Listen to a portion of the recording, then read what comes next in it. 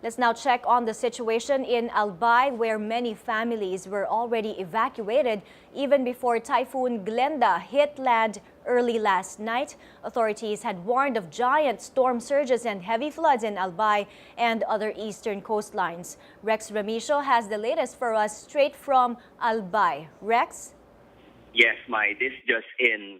Despite the howling winds and heavy rains of Typhoon Glenda Tuesday evening, Governor Joey Salceda says that they recorded 0 casualties as of yet from the effects of Typhoon Glenda.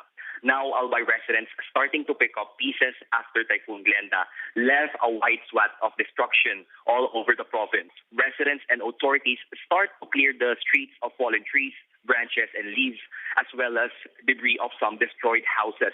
We also saw some houses that were decimated and buildings with broken windows.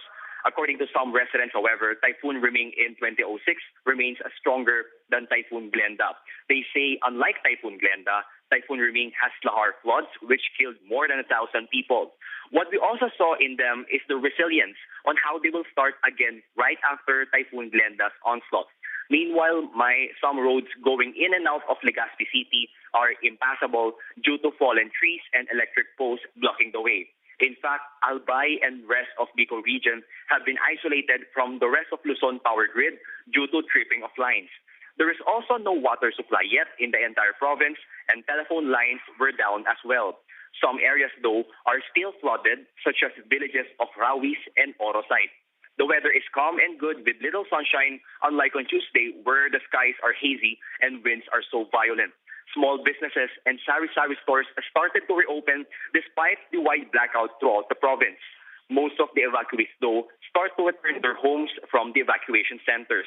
About 300,000 residents were evacuated on Tuesday to safer areas from locations prone to flooding and mud flow.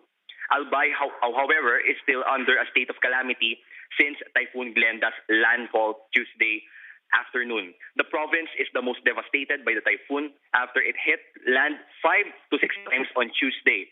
At 1 p.m., Governor Salceda will give his full assessment report on the extent of damage brought by Typhoon Glenda.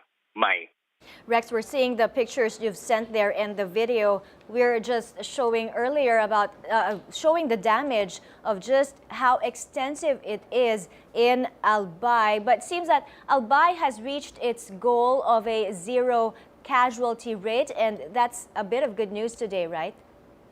Yes, in fact, Governor Joey Salceda says that early preparations such as preemptive evacuations and even early suspensions of classes as early as Monday afternoon are his keys towards achieving the 0 casualty goal.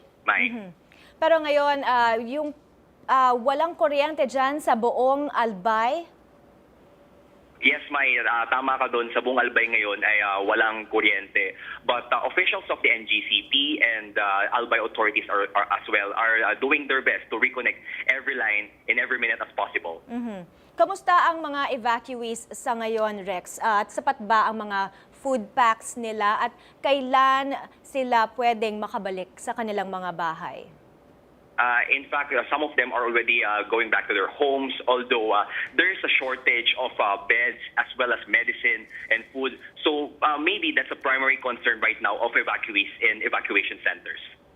All right, thank you, Rex. Maraming salamat sa iyong report straight from Albay in the Bicol region, one of the areas lashed by Typhoon Glenda, but 0 casualties there right now, and that's good news for now. But extensive damage also being reported, downed power lines and blown roofs in the wake of Typhoon Glenda.